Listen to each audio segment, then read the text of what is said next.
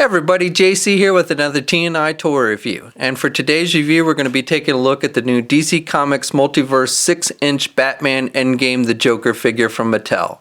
Now this figure comes packaged in the same style packaging we've been seeing with all their DC Comic Multiverse figures. You've got the red box with the black highlights. You've got the big DC Comics Multiverse logo up at the top. The figure's clearly displayed in the window box packaging. Down below we have some artwork for the character and the name, and it tells us it comes with the Collect and Connect Justice Buster piece. On the side we have more artwork for the character and a brief bio. And then on the back of the packaging, we have a brief bio for the Multiverse line, a look at the Justice Buster figure, and then a look at all 6 figures in the wave that you need to get in order to be able to complete the Justice Buster. So right now, figures number 2, which is the Joker, 3, which is the TV series Arrow figure, and 5, the TV series Flash figure, are all out on shelves. And then figure 1, Batman, figure 4, the alternate universe Superman, and figure 6, the TV series Reverse Flash figures, will be out at a later date. Okay, so let's get this open and take a look at what's inside. Okay, so here's a look at the figure outside the packaging. So the figure comes with the left arm for that Justice Buster figure, and when we looked at the Arrow figure the other week, it came with the right arm, and it pretty much looks exactly the same. Not a whole lot of paint detail on this thing. Looks like gray plastic basically. It does have some nicks and stuff sculpted on it, which looks pretty good. And you've got some paneling and stuff, but overall it's a very bland looking arm. You've got some darker panels with some darker gray colors on it, 1 or 2, but that's about it. So besides that, he also comes with this little mask that you see him holding in the comic. Now this version of the Joker is based on Greg Capullo's artwork, and so you get this skin mask that he has, and it's not too detailed as far as paint applications. It's and sculpting's on it's pretty good. Looks pretty much like what you see on the cover of the comic books, but all he can really do is just kind of hold it in his hand. So it's not like anything you can do with it other than, if you want to pose him with it, holding it in his hand, kind of like on the cover of the comic you can. Though you can't get it in the exact position like he has it in the comic, but that's about as close as you can get. Now the figure itself is not too bad. This is probably out of the 3 figures in the 6-inch Multiverse line for the comic-based, or I should say non-movie-based anyway. The other 2 are actually TV-based. But between this, the Arrow, and the Flash figure, I think this is probably the nicest looking figure.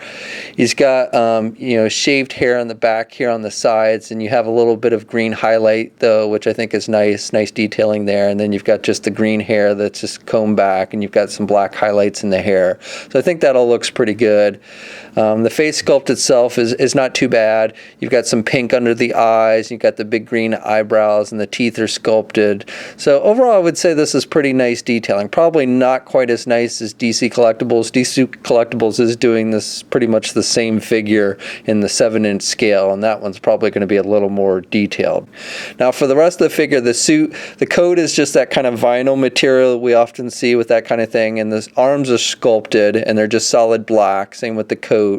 And then you've got a solid black tie, and then he's got a shirt underneath which is a little bit lighter color, more of a grayish, dark gray color than black, and then the pants are just solid black as well as the shoes, which are kind of glossy. So again, overall sculpting detail and everything I think looks good. The hands are just white. This one hand is sculpted kind of funny. Again, this is kind of how he has it posed on the cover for the story, the Endgame story, with the pinky kind of sticking out, but it's actually the pinky I think is supposed to be sticking more up than straight out, but as it is, they kind of have put it in that kind of funky position. But the sculpting on the hands, again, you've got the little line work and everything for the gloves. I think looks pretty good. Okay, so the figure's a bit on the tall side. He stands about 6.5 inches tall.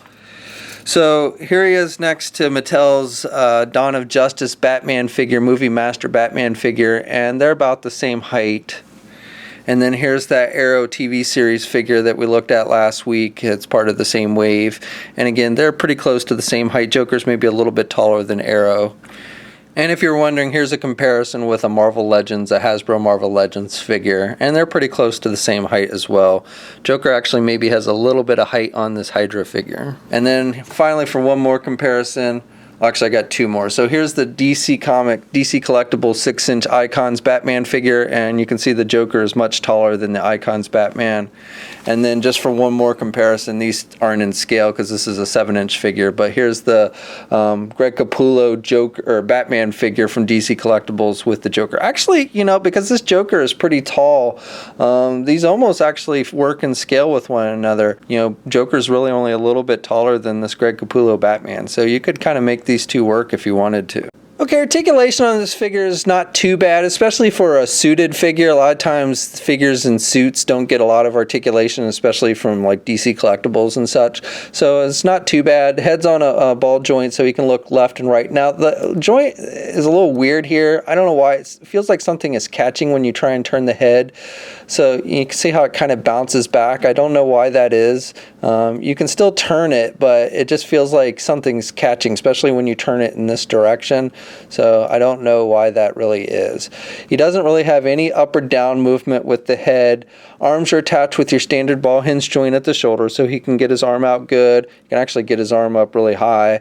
He's got good rotation there. He's got a bicep swivel. He's got a single hinged elbow, so he doesn't have great bending at the elbow.